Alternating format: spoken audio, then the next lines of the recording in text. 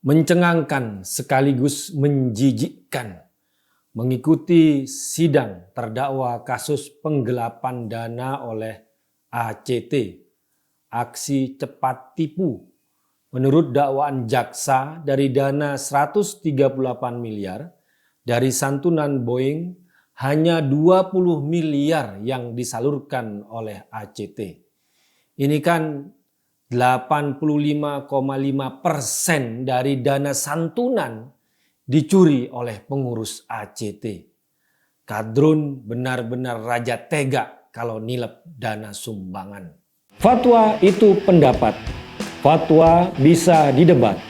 Fatwa tidak mengikat. Fatwa itu opini, tidak suci, meniscayakan toleransi. Dan sebaik-baik fatwa, suara hati nurani. Inilah Fatwa Guntur Romli.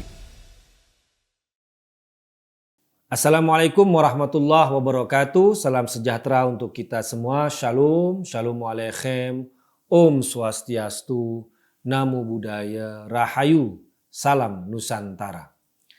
Di tengah keriuhan kesuksesan G20 dan koalisi Anies yang lagi puyeng 7 keliling karena gagal deklarasi, kita harus kawal kasus penggelapan dana ACT yang sudah masuk dakwaan di pengadilan.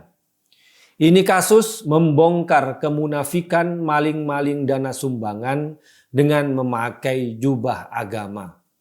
ACT adalah nyawa bagi kelompok kadrun untuk bergerak. ACT ibarat darah segar bagi kehidupan kadrun. Kalau FPI dan HTI adalah massa pendemo kelompok kadrun, maka ACT menjadi salah satu sumber dana pergerakannya.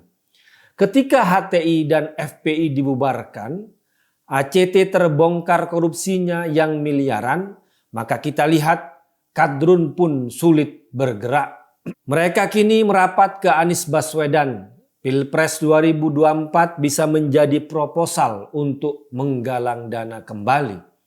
Bagi kadrun, mereka akan berusaha menutup mati-matian pengadilan kasus penggelapan dana ACT. Karena dari sanalah mereka terima duitnya. Kadrun emang raja tega kalau soal menggelapkan dana. Kasus penggelapan dana ACT itu misalnya, menurut dakwaan jaksa, dari 138 miliar yang diberikan oleh Boeing sebagai santunan bagi ahli waris korban, yang disalurkan oleh ACT hanya 20 miliar saja.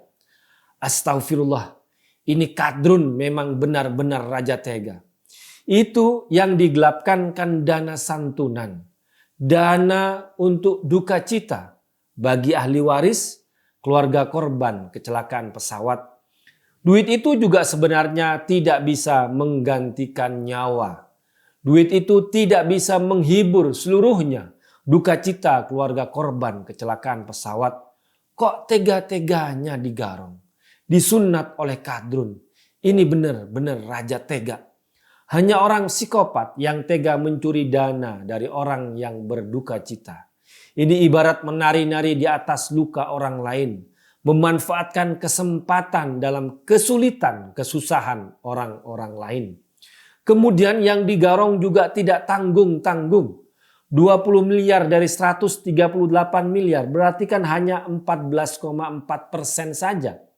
Artinya ACT ini menggarong duit santunan itu sebanyak 85,5%. Innalillah. Ini bukan cuma seperempatnya atau separuh dananya yang dikorupsi, tapi hampir semuanya. Koruptor paling jahat pun mungkin menggelapkan dana itu 10-35%. Ini ACT, penjahat berbaju agama, penjahat mengaku ustadz, menggelapkan dana sampai 85,5%. Kalau tidak disebut raja tega, mereka mau disebut apa?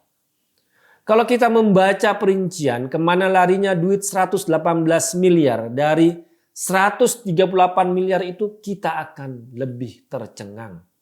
Ada duit 10 miliar yang mengalir ke Koperasi 212. Ini koperasi yang dibangga-banggakan oleh kelompok kadrun dengan menggunakan angka 212. Tapi ternyata juga menerima aliran dana haram dari aksi penggelapan dana ACT. Kemudian ada juga tarik tunai 7,6 miliar. Ini buat apa dana sebesar ini? Dan tunai lagi. Kejaksaan harus melacak dan kemudian mengungkap tujuan dari pencairan dana tunai 7,6 miliar itu. Ini dana yang sangat besar, apalagi dalam bentuk tunai. Apa itu untuk biaya demo-demo kelompok 212? Atau untuk foya-foya pengurus ACT yang saat ini duduk di kursi pesakitan? Jaksa mestinya membuka informasi ini secara terbuka dan jelas. Karena kasus ACT ini bukan hanya kasus pidana biasa. Bukan hanya kasus penggelapan dana saja.